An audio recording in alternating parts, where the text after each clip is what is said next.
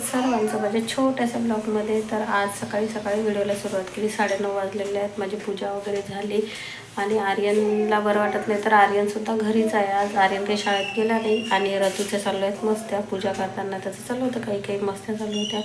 आणि आता आर्यनला मी चहा वगैरे करून दिला. आता त्याला त्याचा नाश्ता करून तर त्याला विचारते पहिले नाश्ता वगैरे काय पाहिजे ते. त्यानंतर त्याला देते नाश्ता वगैरे करून.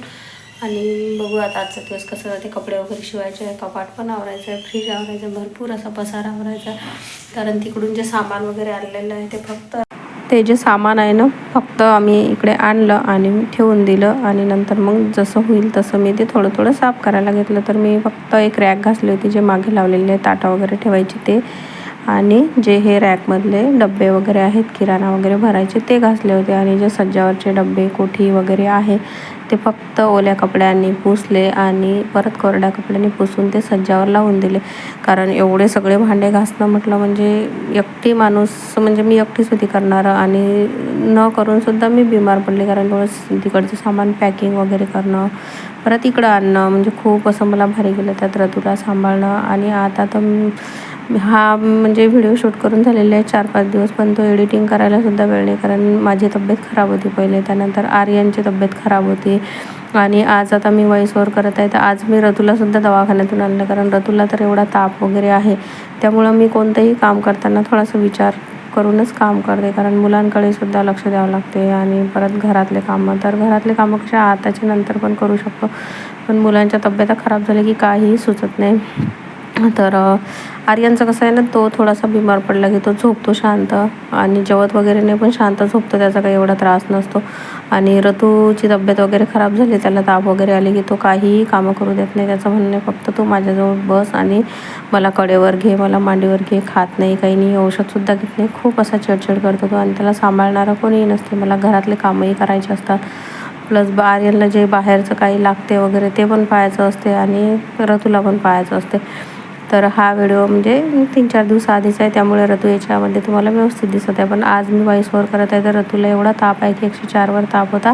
आणि मी त्याला हॉस्पिटलमध्ये घेऊन घरी आली होती. आणि त्यानंतर मग तो झोपला तर थोडासा व्हॉइस ओव्हर करत आहे. तर त्यांना खायची होती मॅगी. मग आर्यनला की ताप आलेला होता तर त्याच्या तोंडाला काहीच चव होती. मग म्हणून मॅगी कर म्हणे. मग मी त्याला काही नाही म्हटलं नाही. मग त्याला मॅगी करून दिली पण त्याने काही खाल्ली नाही. थोडीशी खाल्ली आणि बाकी ठेवून दिली. तर मी तर ऋतूसोबत गोष्टी करत होती. ऋतूचं चाललं होतं काही बडबड, मम्मा असं मम्मा तसं. त्याला म्हटलं खालचं उचलून घेऊ नको. पण कसं मुलांचं कसं आहे ना थोडंसं वेगळंच असते.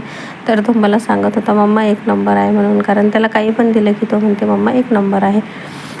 त्यानंतर मला आहे ना मग इथे जे कवळं आहे लाल भोपळा म्हणतात काही भागामध्ये, तर आमच्याकडे त्याला कवळं म्हणतात. तर मला त्याचे धपाटे करायचे होते. तर मग मी सर्वात पहिले भाजीसारखं त्याला छोटे छोटे काप करून घेतले. नंतर कढईमध्ये थोडंसं तेल आणि मीठ टाकून ते त्याला आपोआप पाणी सुटते. त्यामुळे मग मी कढईमध्येच थोडंसं ते शिजवून घेतलं. म्हणजे फ्राय केलं की झाकण ठेवून मीठ वगैरे टाकून शिजवलं की ते आपोआप नरम होऊन जाते. तर छान असं नरम झालं होतं. यामध्ये तुम्ही आलू पालक वगैरे पण टाकू शकता. पण पालक नव्हता माझ्याकडे आणि आलू मला टाकायचा नव्हता. तर असं बारीक असं म्हणजे छान शिजवून घेतलं मी. आणि गव्हाची कणिक घेतली, त्यामध्ये थोडंसं बेसन घेतलं आणि हिरवी मिरची अद्रक लसूणची पेस्ट करून घेतली होती खलबत्त्यामध्येच अर्धवट बारीक अशी थोडी जाडसर. ते सर्व काही टाकलं त्यामध्ये. आणि कोथिंबीर पण नव्हती माझ्याकडे आणि कढीपत्ता पण नव्हता तर ते पण तुम्ही टाकू शकता त्यामध्ये. खूप छान अशी टेस्ट येते त्यानं पण. हे सर्व टाकून मी थोडंसं जिरं वगैरे टाकून पूर्ण कणिकमध्ये मी ते टाकून घेतलं कवळं आणि छान असं चुरून घेतलं.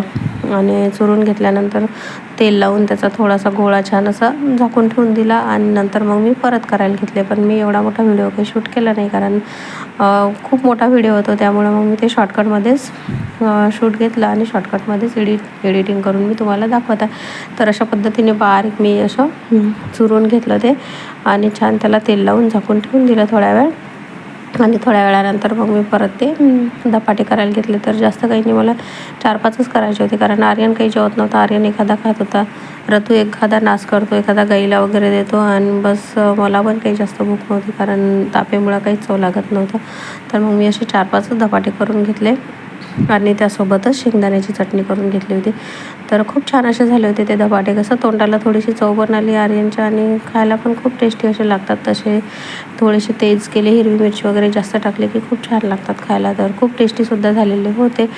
त्यानंतर मग मी थोडेसे शेंगदाणे, हिरवी मिरची, लसूण वगैरे टाकून छान असं भाजून घेतलं आणि तेल टाकून भाजलं आणि त्यानंतर मग ते मिक्सरच्या पॉटमध्ये काढलं. त्यामध्ये मीठ टाकून बारीक करून घेतलं. इथे सुद्धा तुम्ही कढीपत्ता, कोथिंबीर वगैरे टाकू शकता, कारण माझ्याकडे नव्हता, त्यामुळे मग मी जेवढं होतं त्यामध्येच ॲडजस्ट करून घेतलं. तर असं बारीक काढून घेतलं आणि त्याला जिरं मोहरीचा तडका दिला. गरम तेल टाकून तेल वगैरे गरम केलं आणि तडका वगैरे दिला छान असा. तर अशा पद्धतीनं होता आजचा माझा दिवस. तर व्हिडिओला मी इथंच एंड करते आणि व्हिडिओ आवडला असेल तर लाईक, शेअर आणि सबस्क्राईब करा.